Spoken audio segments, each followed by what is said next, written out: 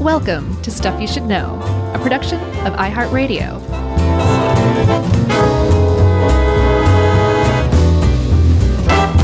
Hey, and welcome to the podcast. I'm Josh, and there's Chuck, and Jerry's here too, and this is Stuff You Should Know, the biopic edition of Henry Ford.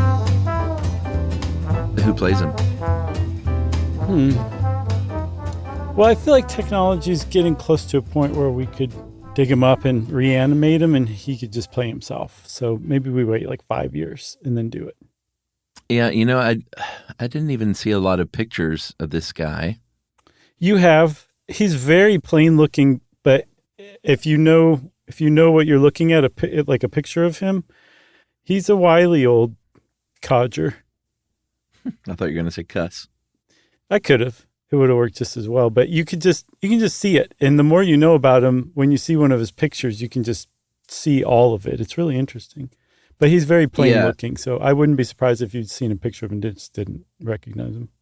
I'm looking at him now. He doesn't look super familiar, but I mean, I kind of have a go-to that either Michael Shannon or Sam Rockwell should play everybody. Right. And I could see Sam Rockwell gussied up here a little bit as Henry Ford. What about Danny McBride?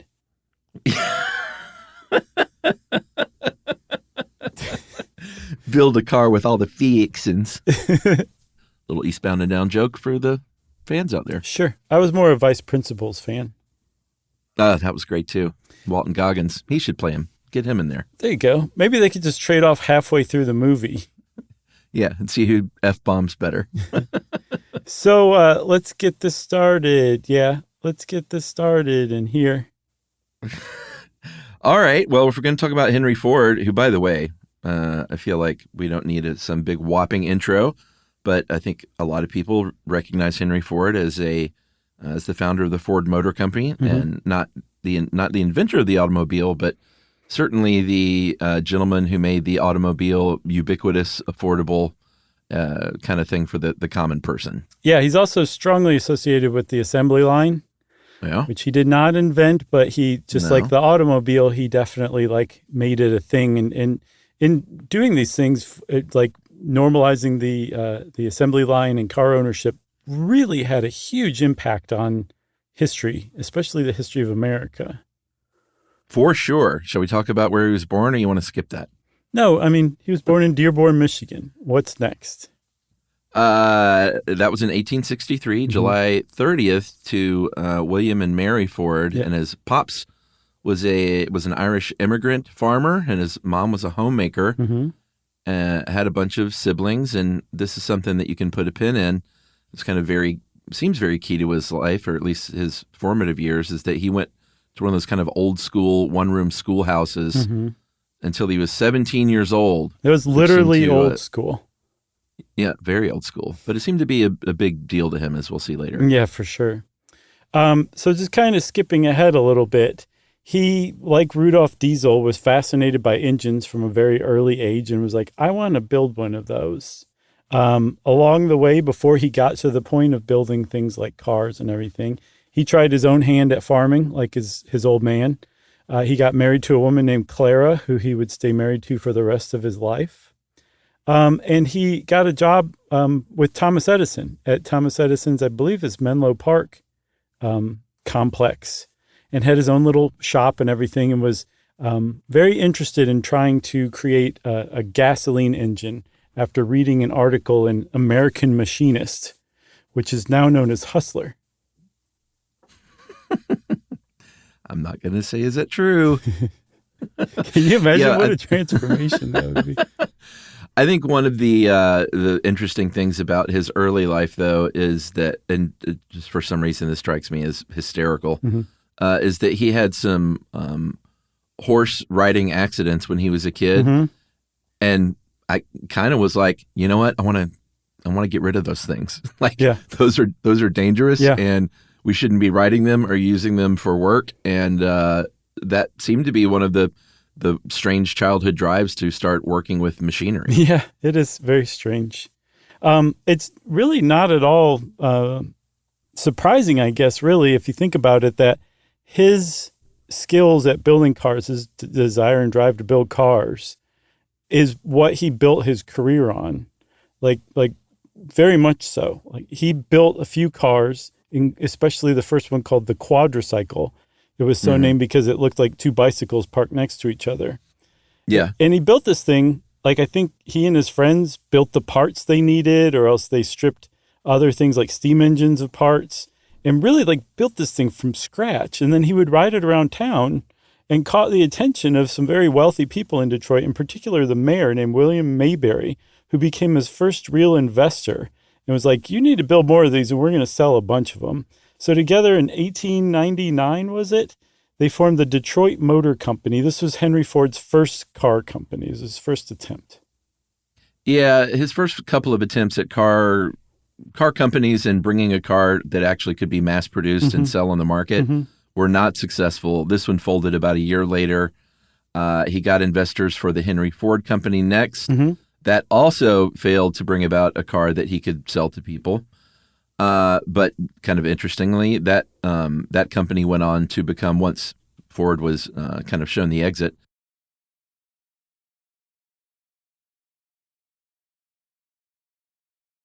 the Cadillac Automobile Company. Yeah, I looked up. I was always like, what is Cadillac named after? It's named after the founder of Detroit, Antoine de la Mothe Cadillac, who established what would become Detroit in 1701. So there's where Cadillac's named after, for anybody who was wondering. Yeah, maybe we should do a show on Caddies at some point. Okay. I'm not a big car guy, but the Caddy's iconic. Oh, yeah, for sure.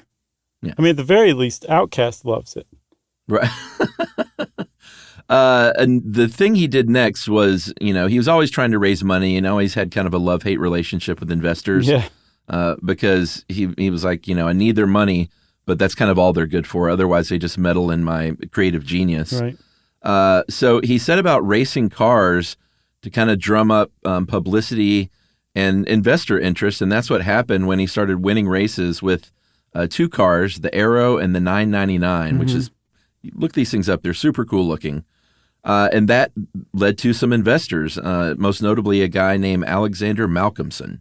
Yeah, so just like building the quadricycle and riding it around, like setting the land speed record in one of the race cars he built, that attracted Malcolmson too. And Malcolmson, this time it stuck. Malcolmson helped Ford launch the Ford Motor Company, which may ring a bell because it was established in 1903. And get this, it's still around today over 120 years later. It sure is. Yeah. So I guess you could say this one was a success, starting with the Model A, which started selling, I don't know, like hotcakes, but selling well enough in 1905 to keep the company afloat. They were building about 25 of them a day, had about 300 people working for them. Not bad. And started over like a 5-year-ish period releasing, different models indicated by a different model letter. Did you look any of these up? The C, the F, the N, the B, and the K? I did. Those B and the Ks were the more luxury models, and they're just gorgeous automobiles. They're absolutely amazing, even still today. And then if you look at the more like reasonably priced cars, like the Model C and the F and the N, they're basically just like open air buggies with a motor in them. Which is, that's what 1905 and 1907 and 8 cars were in a lot of ways. But that B and that K, they're just something extra special. It's really, I'm not a car guy at all, and I find those alluring for sure. Yeah, I think we're kind of the same. Like, we're not big car dudes, but if you see something like that, or the one that the guy did the first cross-country road trip in, like, I'm able to be knocked out by a car. Yeah. You just go vroom, vroom. So you said that he had a love-hate relationship with investors. I would posit that he had a use-hate relationship with them. Good point. To Henry Ford, he was the visionary designing and building cars. Malcolmson gave him some money and was getting money in return. He got his thing. That was their arrangement. Malcolmson was saying, hey, you're making all these like reasonably priced cars. Forget that. We need to be focusing on luxury cars. And Henry Ford bristled with his back turned at his workshop desk and resolved right then and there that he would either murder Alexander Malcolmson or force him out of the company. And he ended up going with the latter. That's right. In 1906, he had Malcolmson successfully pushed out and not murdered. He launched the Model T in 1908. And this was, the Model T is an iconic, legendary automobile because this was finally the one that had that perfect balance of a little bell and whistle action, but something that was easy to fix. It held up well. It was affordable for the common person, which kind of cemented him as a man of the people. It was an enormous achievement. The Model T was. It sold for like $850 when it first came out in 1908. That was the highest price it was ever charged, from what I can tell. That's about $30,000 today. So it was roughly equivalent to like a Honda Civic or like a Subaru Legacy or something like that, right? At the time, all other cars that were being built were luxury cars, and they were going for $2,000 to $3,000. So anywhere from like $70,000 to $100,000 plus to buy a car. Now all of a sudden, this guy's selling them for $30,000, the equivalent of $30,000, and car ownership just boomed from there. You said they were building 25 cars a day in 1905. By 1913, they were selling or building 189,000 of them a year, which I haven't done the math, but that's a lot more than 25 a day. Well, yeah, and good job on not doing math. Thank you. First of all. Yeah, you say I speak for myself and all listeners. And this is a direct result of his innovation of the assembly line. Like we said kind of at the beginning, a lot of people think he invented the car. Not true. Invented the assembly line. Also not true. There were assembly lines at other factories, like bicycle factories and stuff. Oh, yeah? There were conveyor belts used in farming and like cattle operations and stuff like that. And candy factories. Candy factories. Well, put a pin in that, actually. But he actually combined those two things in a way that no one had before, where he was literally bringing the work to the people. They would stand in one spot. That conveyor belt would bring along the thing they needed to work on or finish or tinker with or whatever, or inspect. First it was a rope, and then it was like a chain assembly. And then it led to definitely some I Love Lucy type moments. I mean, that was, first of all, the workers didn't like it at all. They thought it was really boring, but it also at times was like, I'm not done with the thing that's now left me. And that was a big problem when you had to stop the assembly line. Yeah, for sure. Because before, these people were like part of an army assembling a car. They didn't just make this one cog over and over and over again. And like you said, it got very boring, was very repetitive. And the turnover rate for employees at Ford by 1913 was at 370%. And that's just churning. That's a really high turnover rate if that number doesn't immediately present itself as such to you. Well, for sure. Here's another stat. If 370% doesn't mean much to you, he was hiring 53,000 people every year to fill 14,000 jobs. Oh, my God. Wow. And which was no good. That's never good for a company. But that assembly line brought the price down on that Model T. I think you said it would be like $30,000 in today dollars. By 1912, they brought that cost down to what would be about $9,000 plus change in today's money. I think in 1912 it was $525. By 1916 it was $345. So for a car, it went down from $30,000 to $16,000 to about $9,000 in today dollars. Yeah. So wow, that's impressive. One of the things that was the result of that streamlining of costs and the reduction in price was Henry Ford came up with an idea to keep workers around. He said, how about this? You trade your boredom for more money. And workers said, all right, I'll hear you out. And so Henry Ford came up with the $5 workday. If you worked at Ford, you made $5 a day at least. And that at the time is equal to about $1,100 a week here. I think, what is that? $154 a day in today dollars. Okay. But times like 7 days a week, basically, eventually 6. So it was a pretty good wage. And people were blown away by it, so much so that Ford was able to basically use it as a PR campaign too. It'd basically be like, I'm paying $5 and I'm characterizing it as profit sharing because I take care of my workers. And this really helped establish his reputation from the outset as like a man of the people, a populist who cared about factory workers, which is not true. True. To put that in perspective, when I first started working as a PA in the film industry, I made $100 a day working at least 12-hour days. Wow. They were working, he actually shortened their workday to 8 hours a day at $154 a day. So that ain't bad at all. No, it's not. So that really handled that reduced that turnover rate. It got it under control. Productivity started to stabilize. I mean, it proved that like if you treat employees at the very least, pay them what they're worth, people will work harder for you. It's just a really good way to run a company rather than squeezing every last dime that you can out of as few people as you can. Henry Ford kind of proved that was not the way to go. That's right. But it came with some catches. In 1914, he came up with the sociological department of his company. And that was a group who, over the course of about 7 years, would go around and come to your house and do little home visits and say like, oh, I see alcohol in the house and it's kind of a pigsty. So you don't qualify to get that $5 a day. If you took in a boarder, like looks like you're renting a room to someone, sorry, you don't qualify. These are all, pretty vast overreaches when you think about like today's standards. Yeah. Some of them were pretty good though. If you had a domestic violence rap against you, you didn't qualify. So, good for him for that, I guess. Sure.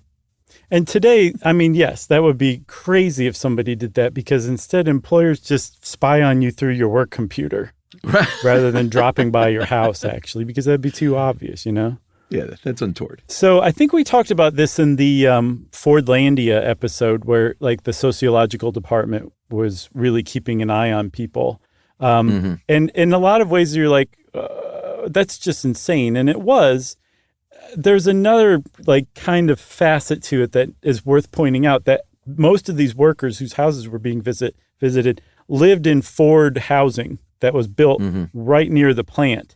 And I believe they got subsidized housing. So based on what I know about Ford, if he paid for something, even a little bit, he owned it. So he felt totally emboldened to just send people into your house to see if you were drinking or not. And then that would affect your employment. He owned you. He was paying you a really good wage. He owned you. He owned your house. He owned your family. That's just how he saw things. He could buy anything with money, and he just behaved that way as well. Yeah, totally. Should we take a break? Yeah. All right. So we're going to, we've talked about his career up until this point. We're going to take a little slight turn to talk about his personal life right after this.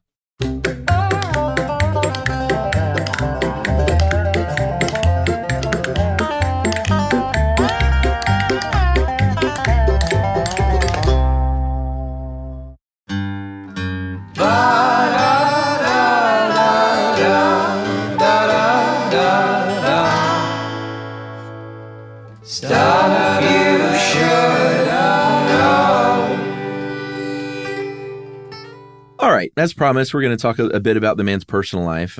We mentioned that he married his wife, Clara Bryant, in 1988, and they stayed married and, had a very close partnership as married people go. But all while that was going on, all the while, he was having an affair. I mean, I don't think you'll see this printed on any Ford Motor Company, like, official histories or anything. But he had a long-standing affair with a woman named Evangeline Cote, and eventually would get one of his friends, perhaps even his personal driver, to a guy named Ray Dollinger, to marry her because it appears as though he had a son with her named John, and was like, "Hey, buddy, you got to marry this lady and make it look like that's your son." And the whole time we're going to be having this kind of secret affair. Yeah. That was the setup. And again, like, he paid for Evangeline's house and Evangeline and Ray's house. Apparently they had like at least 2 or 3 estates, one of which was just like a couple miles down the road from where Ford lived with Clara. He even built a secret staircase that he could use that was away from prying eyes and went directly up to Evangeline's bedroom. That's creepy. And in the 70s, John Ford, who Henry Ford spent an inordinate amount of time with, if it wasn't his actual son, he later in the 70s, like I think he wrote a memoir and said, like, yeah, this guy's he was my father. Like that, he was my father. Sorry if you don't want to hear it. That's how it was. And I think no one ever took a paternity test. Evangeline never talked to the press about it. Like, it's just not officially confirmed, but in every single way besides officially, it's confirmed. Yeah, for sure. During this time, he also had a son named Edsel. He would famously name a very failed automobile after. Probably on purpose. Yeah, he was born in 1893. He was a good dad for about a minute. But once Edsel got to be a little bit older, they did not have a very good relationship. Mm-hmm. He thought he was kind of a weakling. He thought it was soft. He did give him a job, and he would humiliate him and belittle him. He would even back him to be the president, his son, mm-hmm. to be the president of the Ford Motor Company, but just in kind of like, he didn't have any real teeth in that job because mm-hmm. Dad was still running the show. Yeah, a really widespread anecdote about how Henry Ford treated Edsel. Edsel could not make a step as president of Ford Motor Company without his dad's approval. And if he did, there was trouble. And in one case, the administrative offices were starting to get overcrowded. So he had a new wing built for it, new offices built. And he didn't pass it by his dad first. So when his dad found out, his dad halted work on it. By this time, they dug out the foundation. And Edsel said, okay, sorry about that. I'll just fill the ground back in. And Henry Ford said, no, you won't. You will leave that there, and you will have to walk past it every day on your way to work, and it will remind you of your humiliation, essentially. That's how Edsel was treated by his father. It's like Henry Ford had a rich kid, just by definition, but hated mm-hmm. rich kids, like kids that were born rich, right? And he treated his son that way. And from what I can tell, his son was not a bad guy and didn't deserve this at all. No. I mean, he might as well have said, I'm going to leave that hole in the ground as a reminder of what a jerk father I've been to you. Yeah. Yeah, it's very sad. You know? Yeah, it's real sad. Like it's also, his son died young in 1943 at age 49. I think we talked about this in the Fordlandia episode too, that he died one of two ways, from stomach cancer or from a bad reaction to raw milk that his father made him drink. Yeah. And even as he was sick and dying, Henry Ford was like, suck it up, you wuss, stop making such a big deal out of this. And as it became clear that Edsel was very, very sick and actually dying, Henry Ford was like, oh, okay, I'm going to try to get some doctors out here and get the best of the best. And they couldn't do anything. And when Edsel died, he blamed Edsel's doctors. And then I guess eventually he blamed himself, but I don't know how he did that or how that's documented. Yeah, agreed. All right, so back to his career. In 1919, again, he's tired of the investors sort of getting in his way in his mind. This is amazing, so actually. He lost a lawsuit that basically said you have to pay out dividends to the Dodge brothers, two of his biggest investors at the time. And also his competitors who own Dodge Motor Company. The Dodge brothers own Dodge? Yeah, can you believe it? And by that time, he was like, I really want to control everything. I want to be able to build a factory that basically handles everything but the tires, mm-hmm. because the Firestones have that under wraps, basically. And he was friends with Harvey Firestone, too. So, yeah, for sure. So he said, all right, here's what I'm going to do. I'm going to announce that I'm leaving the company. I'm going to announce that I'm going to build a better company that's going to produce better cars and cheaper cars. And all the stockholders freaked out because they were like, if Henry Ford's not at the helm, this company's going to go under. Mm-hmm. And so they started selling off their shares. What they did know is they were mostly selling to an investment company that was controlled by Henry Ford. So he ended up, I don't know if this is illegal at the time. At the very least, it was unethical. Yeah. But he ended up outright owning the Ford Motor Company basically by himself with his son and wife. Isn't that amazing? I mean, say what you will about the man, but that is one of the wiliest business moves in the history of American business. Wily is a good soft way to sell that. I read that when he was told that like the whole plan worked, it was done. He danced a jig in his office. Well, he loved dancing. He did, yeah. I guess it's not that surprising. Yeah, we didn't mention that because that'll come up later too. He had a thing for square dancing, and like tried to get his employees to learn square dancing. I think we talked about that in the Fordlandia episode too. It seems like it came up for sure. I mean, you can't talk about Henry Ford and not talk about his weird love of square dancing. Well, yeah. I mean, he loved what he loved.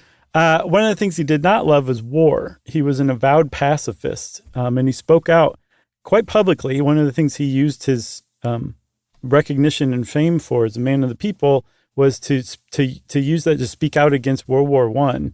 And that was really dicey because the Espionage Act of 1917 was used about 2,000 times. 2,000 people were charged between 1917 and 1920 for speaking out against World War I. So that was not something that he just did casually. Like, it was a big deal that he did that.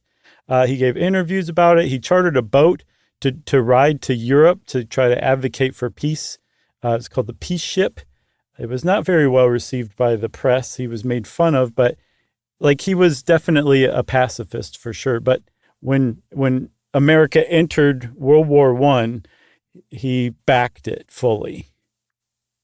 Yeah, he did the same thing with World War II. He was against it until Pearl Harbor, and once America was in these wars, he didn't just fold his hands and say, well, you're on your own. Right. He would, of course, at the government's behest, transform the Ford Motor Company into building everything from airplane engines to ambulances and military personnel vehicles. And those ambulances would go on to blow up when they were rear-ended in the 70s, often with patients in them. Were they Pintos?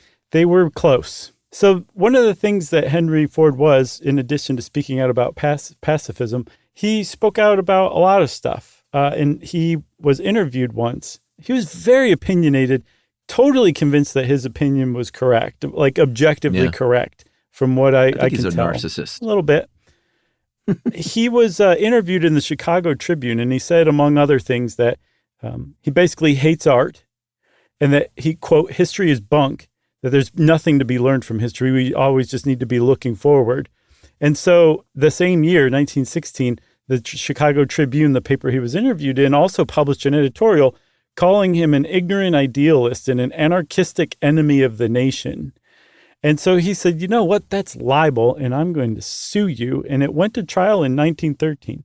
And he won 6 cents, which is less than $5 today. That's how much he won from the Chicago Tribune. That's how much he was awarded.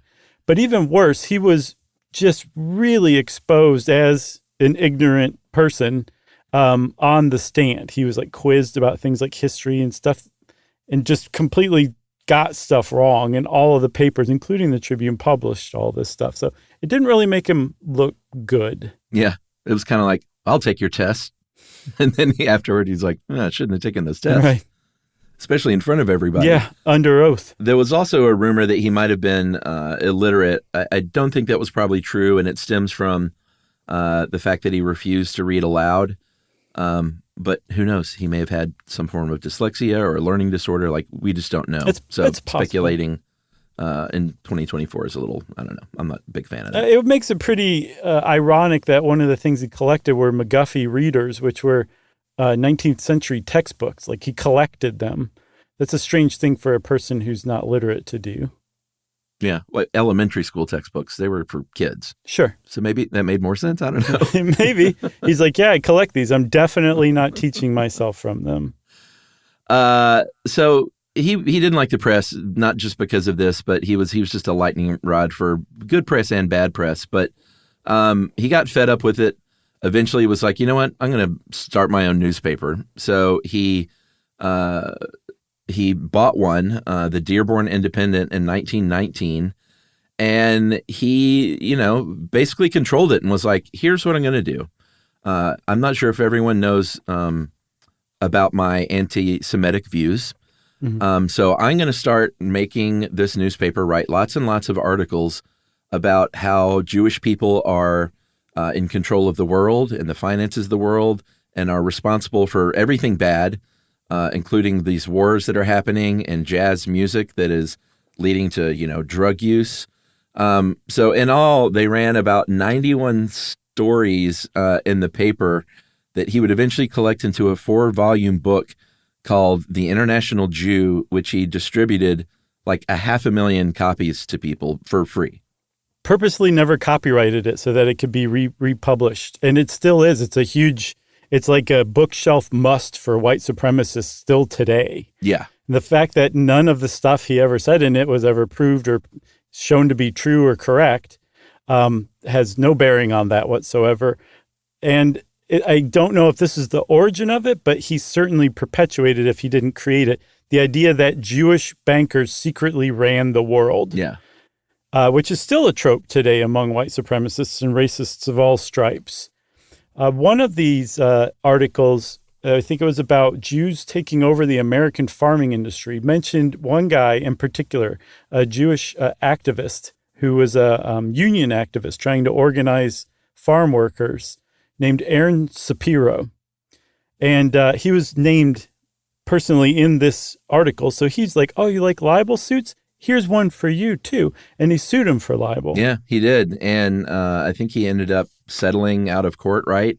He did. And part of the settlement was that he was required to make a public apology to Jewish people, which he took the opportunity to make what seemed like a sincere apology, like he'd seen the error of his ways.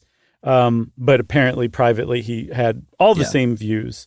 And if you want to know anything about Henry Ford and his anti-Semitism, he accepted an award from Hitler in 1938. And this was the culmination of a long-time mutual admiration between the two. Hitler cited Henry Ford as a inspiration in Mein Kampf. And I think in 1931, a reporter from the Detroit News interviewed Hitler in his office and noted that there was a huge portrait of Henry Ford behind Hitler at his desk. And Hitler said, I regard him as my inspiration. So they definitely admired one another's views and work. Yeah. I think that's enough said on that, right? Sure. It speaks for itself. Oh, yeah, for sure. All right. Should we take a break and come back with a little more career? Yeah. All right. We'll be right back.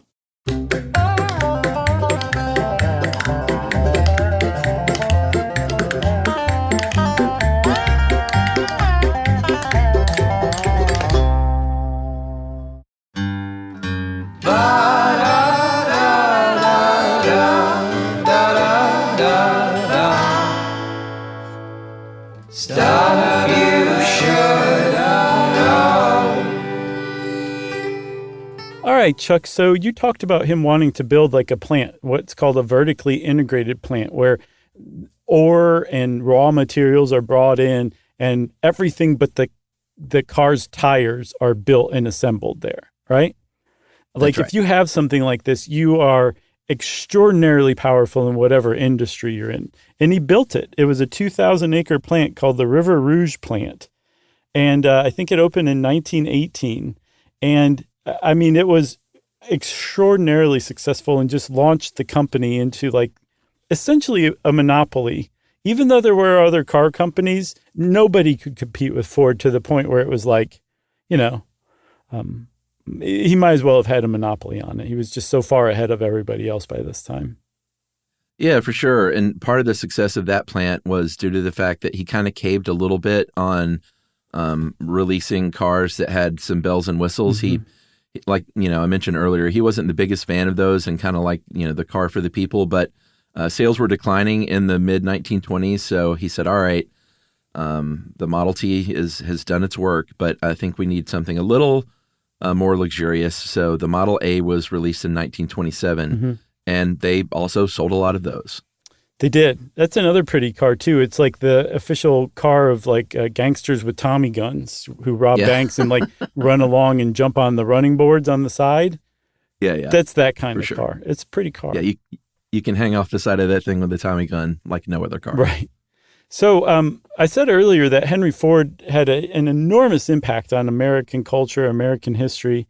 One of the ironic things or funny things, it's a little ticklish, is that he despised the consumer culture that he helped create. Yeah. He felt that as people got more money in their pocket, they looked to spend it in increasingly amoral ways, and that the country was turning away from the ideals of his childhood, what he considered true America, what he considered the point of life: family, square dancing, anti-Semitism. These three pillars, right? He saw people turning away from this, right?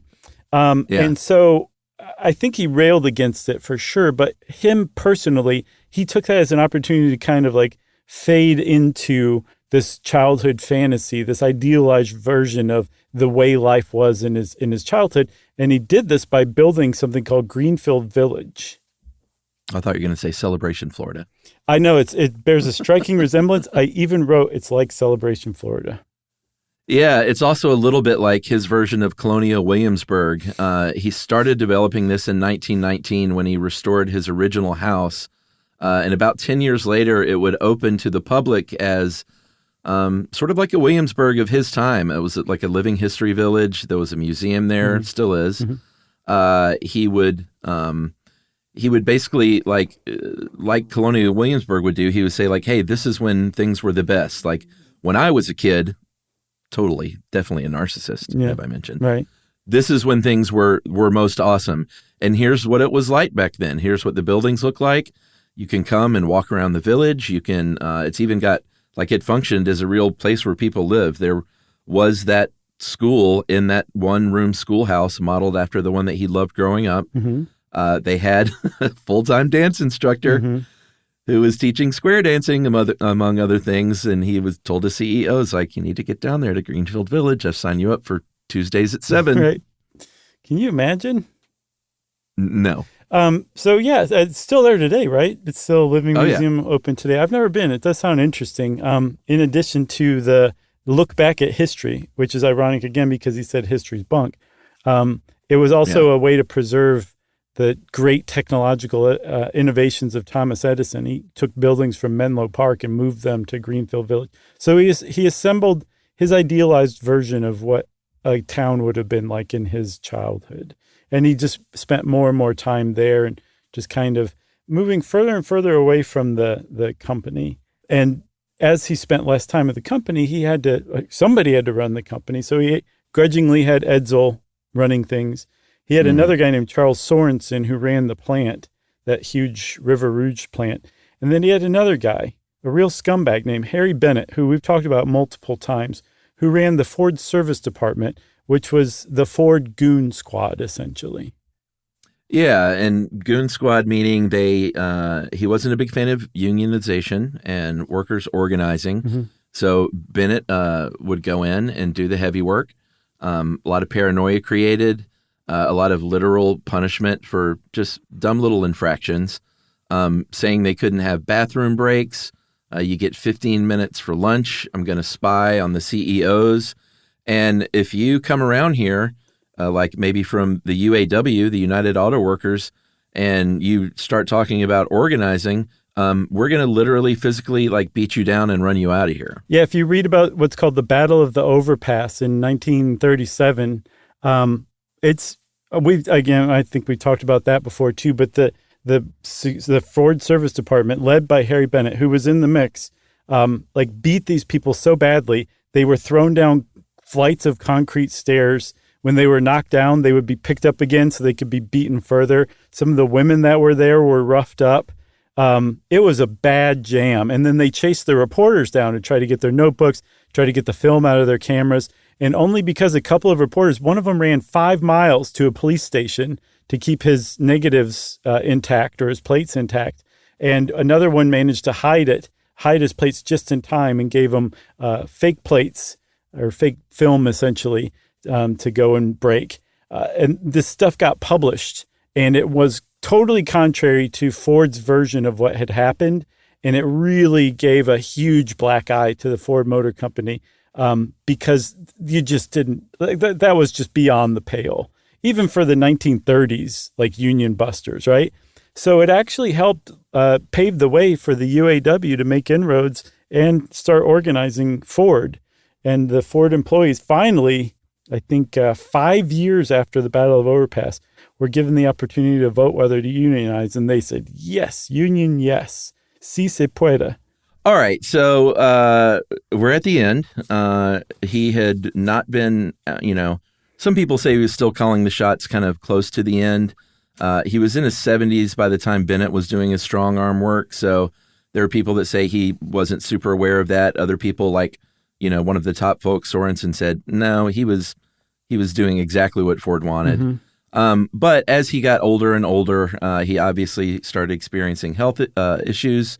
Throughout that last decade, he was just sort of, declining like we all eventually will. And that means at work as well, like not working as much. Had a lot of health issues, especially his memory. But he still wouldn't like officially give up control or just say, I'm just going to go hide away from the public. Right. We talked about World War II and, he activism there in the 1930s and 40s. Also was not a big fan of FDR and the New Deal in the 1930s. Mm-hmm. So he was not shutting up about that either. He would have loved social media. If he were around today, he would be huge on social media. Yeah, absolutely. We mentioned Edsel died in 1943, and for a very brief time after, Ford took over the company again as president, but it was, he shouldn't have been running a company at that point. No, one anecdote is that he would fire employees and then, a day or two later ask why they weren't at the meeting because he'd forgotten. And so as more and more of this stuff mounted, the executives were like, you have to retire. Please just let us handle this. We can do this. And he finally caved in 1945. 2 years later, he would be dead, April 7th, 1947. And I think his last day on earth really kind of illustrates him. He spent the morning with his mistress, Evangeline, and he died at night when he had an aneurysm while he was fluffing his wife Claire's pillow at bedtime. That's not funny, but the way you put it was funny. I mean, there's no other way to put it. I could have said it in like Italian or something, but then no one would have understood what I said except for our Italian listeners. I don't think we have Italian listeners because you've alienated them all. Oh, man. You got anything else? No. I'm looking for the compliment sandwich in that one, but I don't think it's coming. The compliment, the last part is that you do a really great Italian impression, regardless. And everyone loves it. You said you had nothing else, right? So that means it's time for listener mail. Yeah, this is about the just released episode that part of which was about this mystery song from the 80s, right? Yeah, the 80s. Yeah. Hey guys, my name is Nicole, and I was just listening to this episode about the most mysterious song on the internet. I've been listening to it now for about 45 minutes, and a couple of things stood out. Disclaimer, I am German, born and raised during the 80s, and have been living here almost 18 years now. Given the fact that I grew up during the time this song was discovered, some things have become rather apparent to me. I am sure I'm not the first one to say this, nor will I be the one cracking the code, but I find it very interesting. I'm still working on deciphering the lyrics, and I have about half of it down, and here are my humble observations.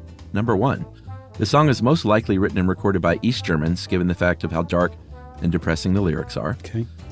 2, it is somewhat difficult to make some of the lyrics out, and some words have been used in the wrong form. Also very interesting. Number 3, I find this utterly fascinating, and it's definitely a rabbit hole, guys. And number 4, I wonder if this song was accidentally played, smuggled in by someone unbeknownst to the radio station, since it isn't professionally recorded. I found this to be very likely to be the case. At any rate, thank you for making great shows to keep me on my toes and inspire me to think outside the box. This one in particular will be a great one, especially because I'd never heard of it before today. And that is from Nicole. Awesome. Thanks a lot, Nicole. Thanks for listening to us over there in Germany. That's awesome. And if you want to be like Nicole and send us your thoughts and observations on an episode that we've done, we love that kind of thing. You can wrap it up, spank it on the bottom, and send it off to stuffpodcast@iheartradio.com. Stuff You Should Know is a production of iHeartRadio. For more podcasts from iHeartRadio, visit the iHeartRadio app, Apple Podcasts, or wherever you listen to your favorite shows.